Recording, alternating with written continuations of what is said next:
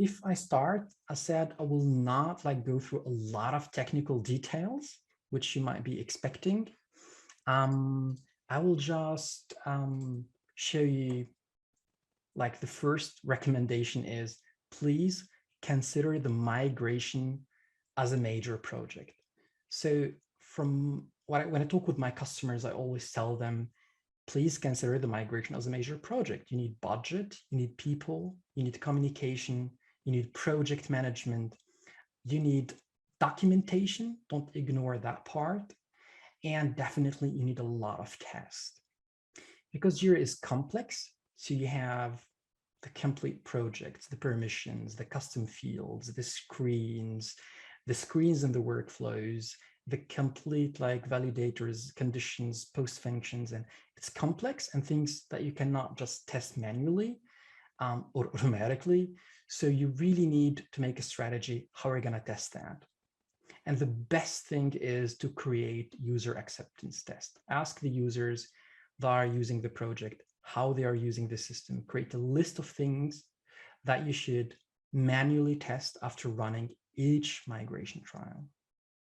So a lot of customers, when I talk to them, they say, yeah, migration to the cloud is just like a version upgrade for Jira. And they think that everything will like be migrated and fine, we're done in 3 days. And they get really frustrated, when they realize that that's not the case. And then they start from the beginning preparing budget and so on and so they get really a lot of frustrated. So make sure from the first talk with customers that this is not just a one click and everything goes to the cloud. It's a lot of work. Always migrate Jira before Confluence, of course, when that possible. There is like a bug if you migrate Confluence first with the Confluence Cloud Migration Assistant, and that's what most of the customers do like themselves because it's easy to migrate Confluence to the cloud than Jira, and then they go and look for a company to migrate Jira.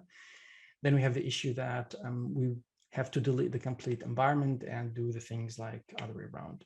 The problem there is a bug if you migrate Confluence users first and then Jira users, that Confluence users, when they log in, they see no data, like they lose permission to certain spaces.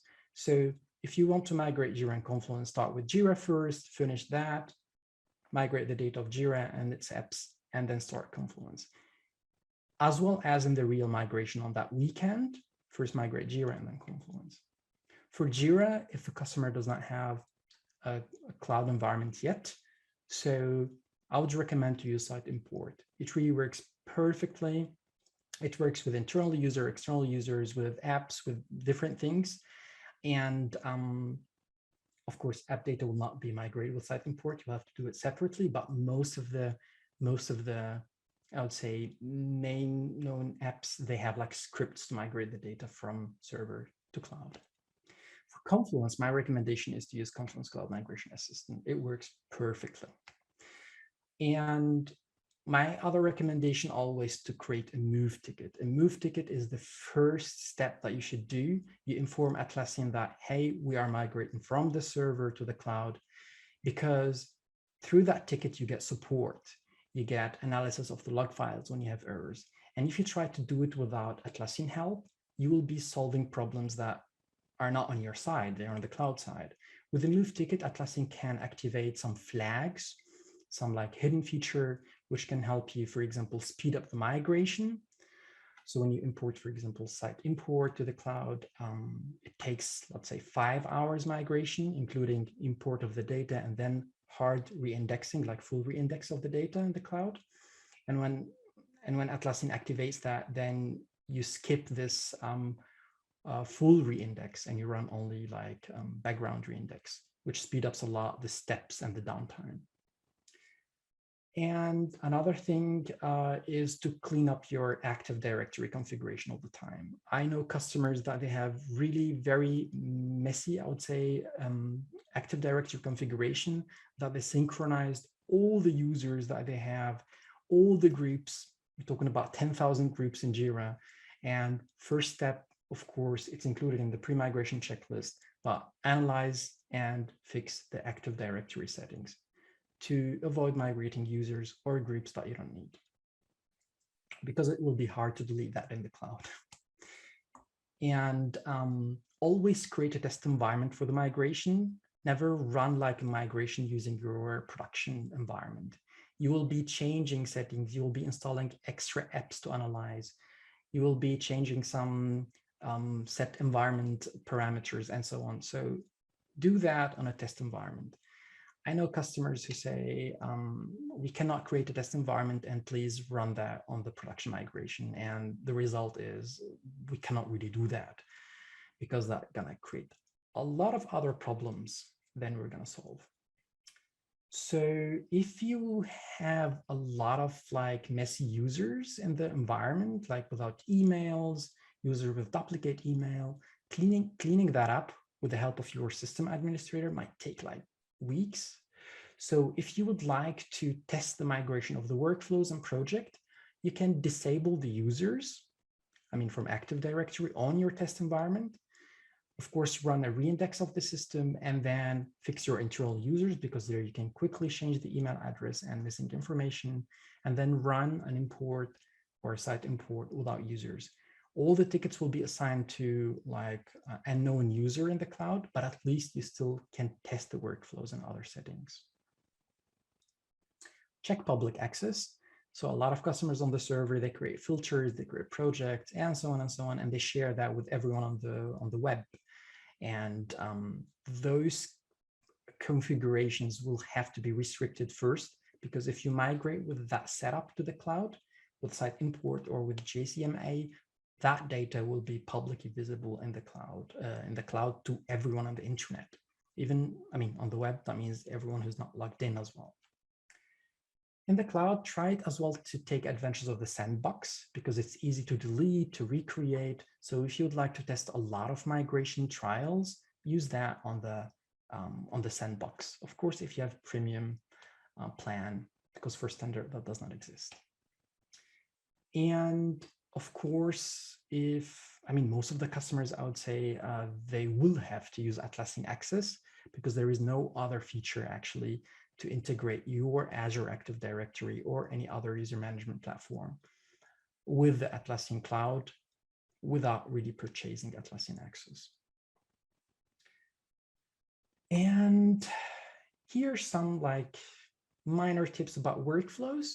I do always analyze the workflows with a very, very nicely programmed app from Decades, Admin Toolbox for Jira. With that app, you can analyze your, let's say, 400 workflows, those validators, conditions, and post functions coming as well from third-party apps. So for example, you can quickly identify all your script runner scripts there, or JSU, validators and so on. With that app, you can quickly analyze your workflows, and you can target the testing in the cloud later on. For permissions, I always recommend to make sure you, as the user who's going to run the migration, to be able to see all the tickets. So if the customer has some regulations that admins cannot see the data, the production data, try to convince the customer, talk with the customer about that, because if the customer has like 10,000 tickets and you run a migration, but you can see only 20,000, it might be a little bit difficult to test things. So make sure you see everything. And about users, you can, for example, use my app, my user manager, or use SQL. To run SQL in Jira, you can use the Home Bros app from Votaz, which is really perfectly and nicely as well programmed, and it helps us as administrators to run SQL or to access the home directory of Jira very quickly. So talking about SQL, you can run a lot of checks with SQL to make sure that your data is consistent before migration. This is the last slide, and then I'll show you a demo with Jira Cloud Migration Assistant. Actually, my only recommendation here for third-party apps is to always contact the vendors.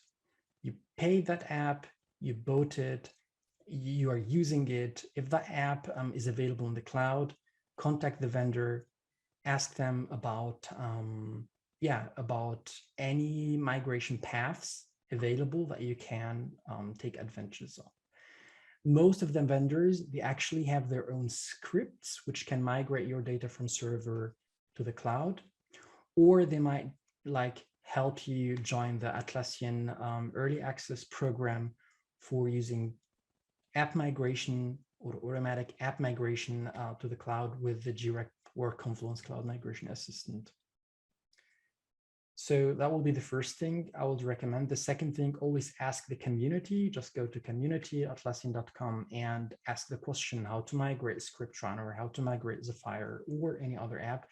And definitely others will help you, will comment. And there are different ways how to migrate data. I mean, some, for example, I'll mention here the example of Simple Task. There was no script for this purpose. We contacted the vendor and they really helped us like on a daily basis and finalize a complete great solution to export the data in JSON and import that to the cloud. And without contacting the vendor, we would have never made it to migrate that app. So always contact the vendor, ask the community, and ask Atlassian through that move ticket, because Atlassian has an overview of all what's happening there and different scenarios. And when you contact them, they can advise you and probably give you a contact person which can help you with that.